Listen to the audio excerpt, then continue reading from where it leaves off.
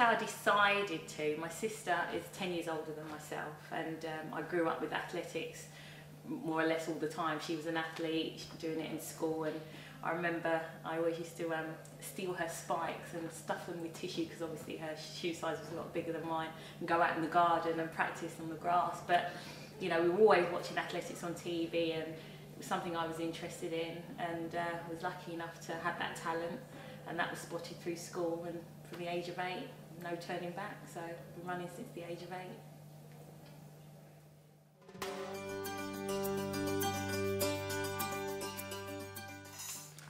Oh, I have a special moment for each games that I've been to. I've been to 4 games.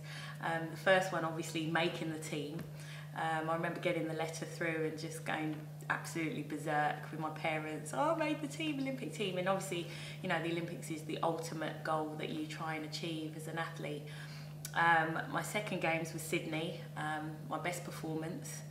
Coming fourth, obviously gutted at the time, but I look back now and it was an achievement, and I know friends and family think it was great as well. So seeing them be happy was one of the moments that I really do cherish. The third games, after 3 years of injury, I didn't actually think I'd make the third games in Athens. So you know, working hard through that summer to try and make the team, and then actually making it was absolutely amazing. And obviously the last one being my last one in Beijing, Beijing's a fantastic place, so I was honoured to be there for more than one reason. But as a whole, I think the Olympic experience in all 4 games is absolutely amazing. You get to meet people from different cultures, and you know, the actual city that it's in, you get to learn more about that, and the people are great, and the team atmosphere as a whole, the British Olympic team is always great, so it's good to be part of that.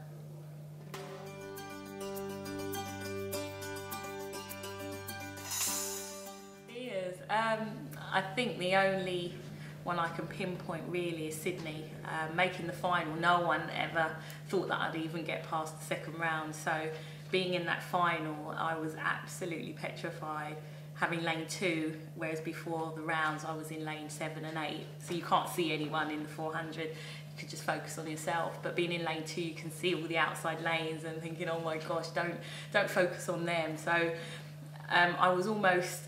I scared myself out of winning, and if you've seen that race, you'll know that I didn't actually start racing till the last 150 metres, so I doubted myself, and I'm gutted for that, and I do have that regret. So that's one lesson I've learned: don't be fearful, just go for it.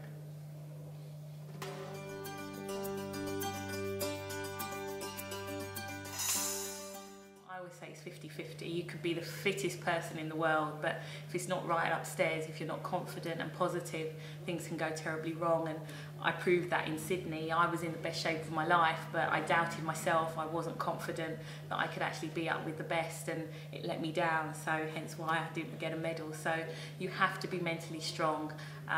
We do that in training, but sometimes, you know, a little bit of doubt can creep in and mess up with your head, so you have to be both.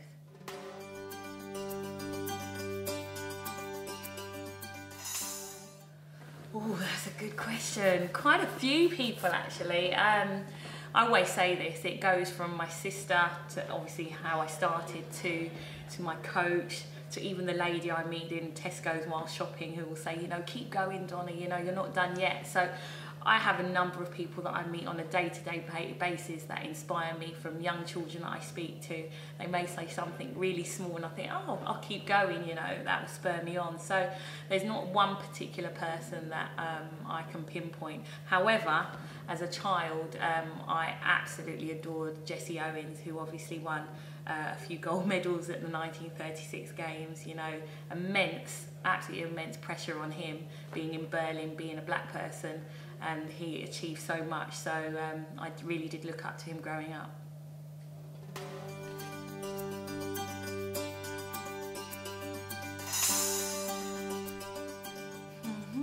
Do I really have to tell you all this?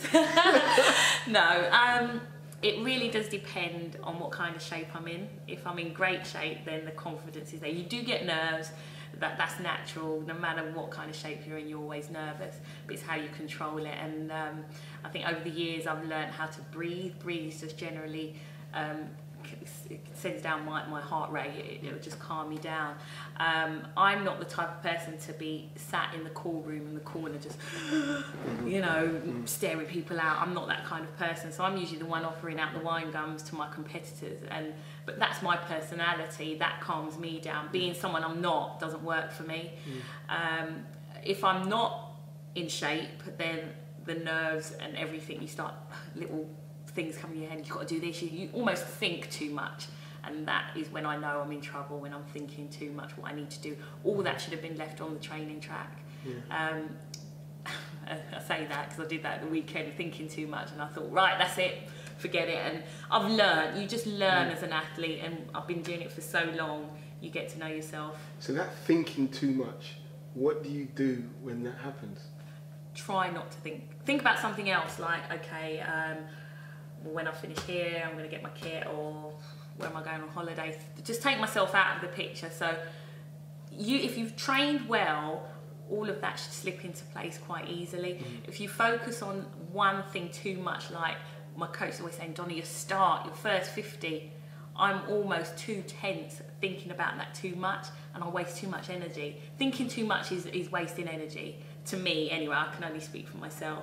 And every time I do that, that is when I'm knackered by 100 metres and I've got 300 metres to go and I know the race is over. Whereas if I just calm myself down, think, Donna, just forget it, you know what you need to do, just, you know, walk around, jump around, just keep yourself active. Just take your mind away from thinking too much. Think of something else rather than the race itself.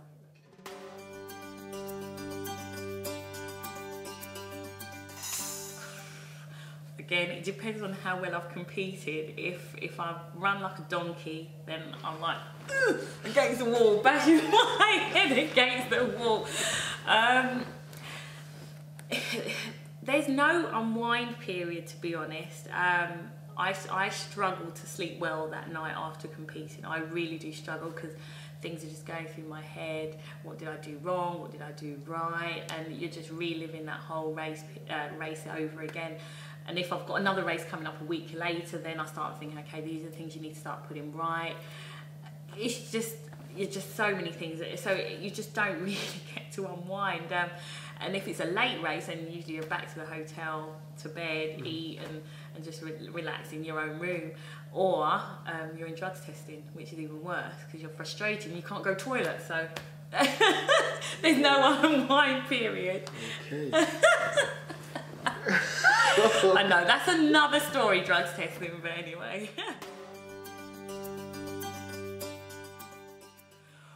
Yes, I did. I can almost tell you to the absolute minute how I felt when I crossed that line.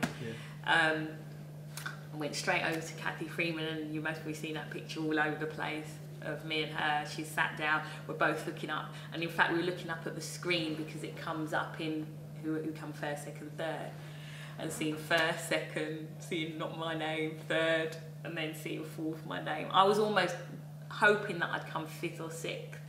You know, in athletics terms, fourth is almost the first loser. And then seeing actually how close the times were made me think, damn, I should have got that boob job, you know. So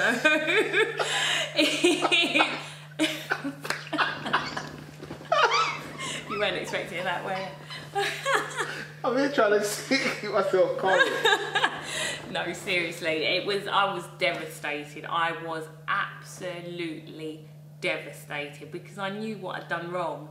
And you know, obviously saying congratulations. I was happy for Freeman because I trained with her that whole summer. Happy for her, and walking through the mix zone where all the reporters are and everything, whatever.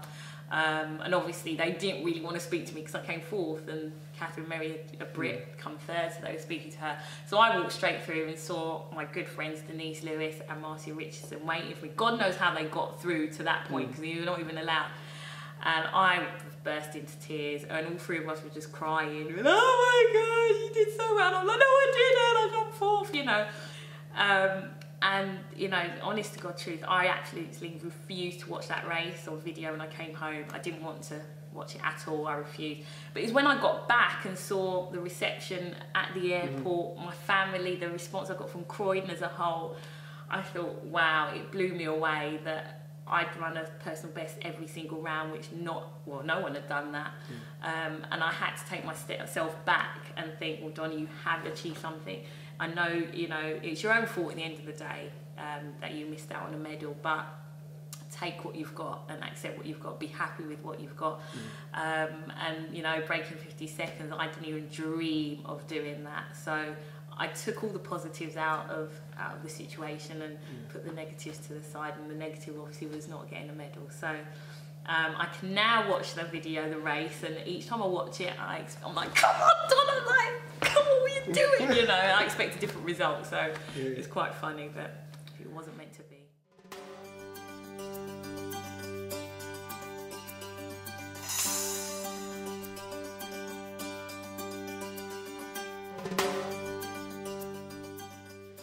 Well, I started off, I used to go to a youth club, and in those days the youth clubs had, in Croydon, they had a youth club sports day, and I was there with them, and the person who was in charge of the Croydon schools sports saw me and asked me whether I would do, well, I was a high jumper then, and if I would do high jumping for them. And then he had another high jumper, so he turned around and said, will you do long jump? So that's how I got in. And at the youth club sports, I did a very good jump, and somebody was there who said, you shouldn't be here, you should have been at the women's championships. And then the person who was in charge of the Croydon schools wrote to Jeff Dyson, who was the chief coach in the country at the time, and suggested that he looked at me. And Jeff had just been made chief coach, and he had 5 people in Cinderella events. So there was myself, his wife Maureen Gardner, who got a silver medal in the 80-metre hurdles in '48, John Savage, shot putter, who came 6th in the shot put in Helsinki with me. There was John Disley, who won a bronze in the steeplechase, and John Savage, who Jeff Edditt was the other one, the pole vaulter. They were all Cinderella events that nobody could be any good at this country at all. And we all got into about the 6th in the world. So fortunately it was the youth club, not the school, because they only did egg and spoon races at the school.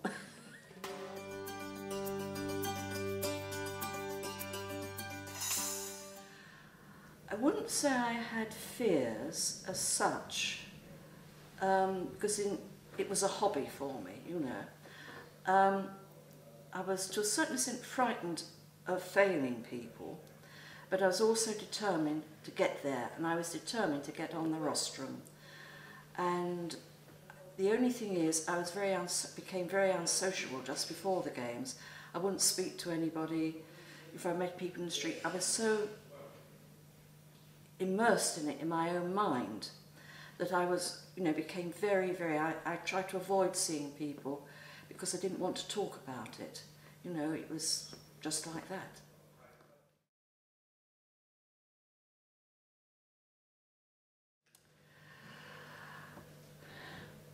I just think I became very introspective. Fortunately, I still see my coach, and he actually came with us to Helsinki, but I didn't actually see him beforehand. I think I was very quiet, I know that, and very shy in many ways. But I think internally, to keep yourself focused, you didn't think of anything else, you just thought, I'm going there, I'm going to do this, and I'm going to stand on that rostrum. That's all that was going through your mind all the time.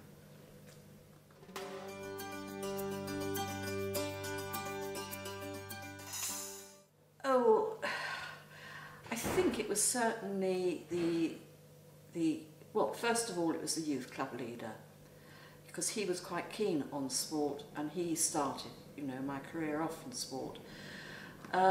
So he inspired me to do better. The Croydon Schools team manager was also, inspired me to do better.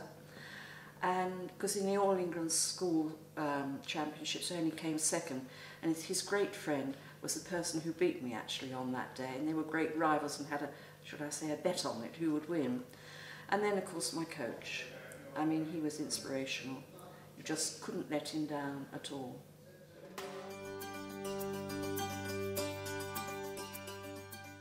It poured with rain. I remember getting wet. It's funny, it's all very much a blur, that was really. It's very difficult. I can't say I was excited or anything like that.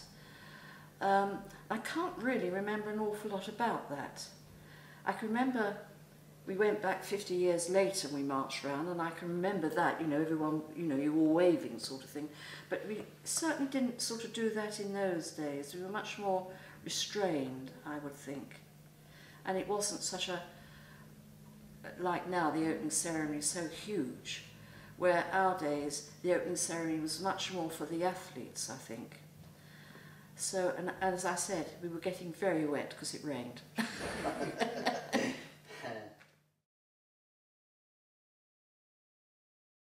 Burst into tears.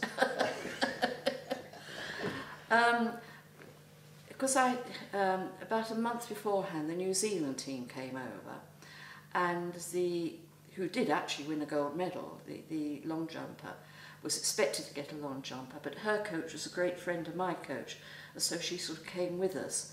And I can always remember her saying, "Shirley, you know, what are you crying for? You just won a bronze."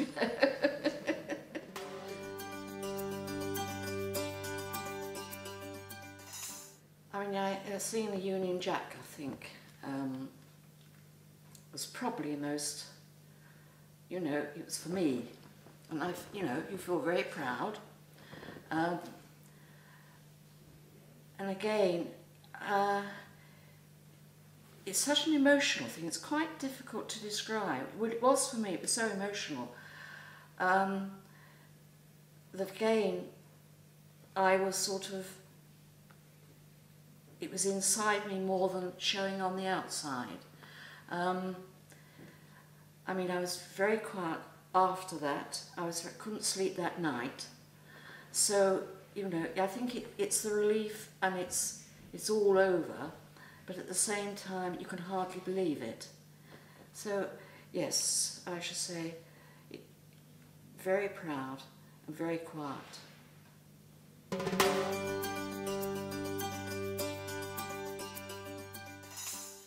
Well, in those days there was no money in the sports field, so though you all went out, we didn't all go out together. The swimmers didn't come out with us and things like that.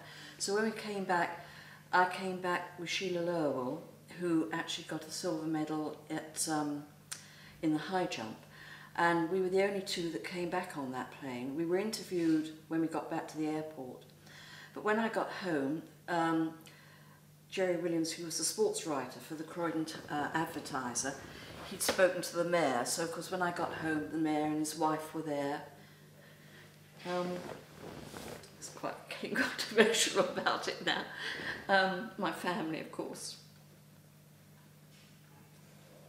And then after that, of course, you get lots of invites to present prizes and go to dinners and things like that. So it was quite...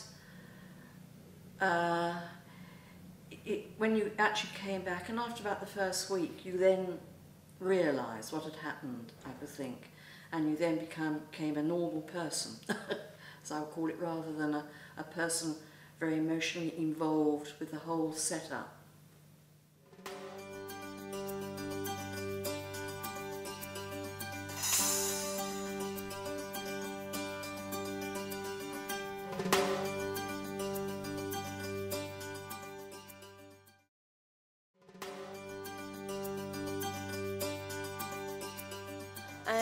I started sprinting from when I was in primary school, and I ran everywhere and realised that I could run, and plus my sister used to run.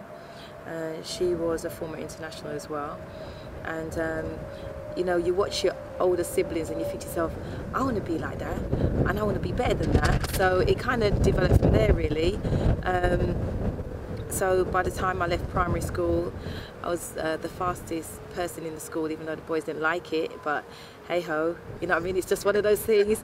Then I went on to secondary school, and I was so blessed at the time, not realising how good my PE teacher was at the time, God rest her soul, because she passed away. But she spotted like me and a few others, and she used to take us in her own time up to Crystal Palace, and we used to do athletics there. And then from there we used to take part in, you know, the London schools and those kind of championships, and it just progressed from there really to English schools. So yeah. There were so many top athletes around at the time. Don Quarry, you know, awesome. I tell you, when I met him, I was like, oh my gosh, I'm meeting Don Quarry, because you see these people on TV and you think to yourself, you're never going to meet them. And then when you start running and you start going to the same athletics meeting as them and you kind of rubbing shoulders with them, you're in awe, because you're thinking, oh my gosh, these are people that you've emulated for a long time. You know, Don Quarry. And, you know, my mum was strong. You know, my dad was, yeah, my dad's there, but you know, your mum is La Rock. Do you know what I mean? So she always encouraged us to the maximum. And, you know, you do things because you want to, not only for yourself, but you want to please them, and you want them to be proud of you and proud of the achievements. And also, you know, my friends, and because every time you speak to somebody, you used to be walking down the street and they used to hail you up, and do you know what I mean? And you think to yourself, you're setting examples for youngsters coming through, for them to see that, you know, I come from Brixton, but that don't mean nothing. You know what I mean? Just because you come from humble beginnings don't mean you ain't gonna achieve. And I think it was really, really important that at the time we were, you know, doing the best that we could do with because the resources were very little. You know, you had next to nothing, but we just showed them, you know, with raw talent and determination. So I think definitely, you know, the likes of Don Quarry, and you had Mel Latney and those kind of guys at the time, it was just, you know, yeah, just awesome. They just inspired you to want to be the best that you could be.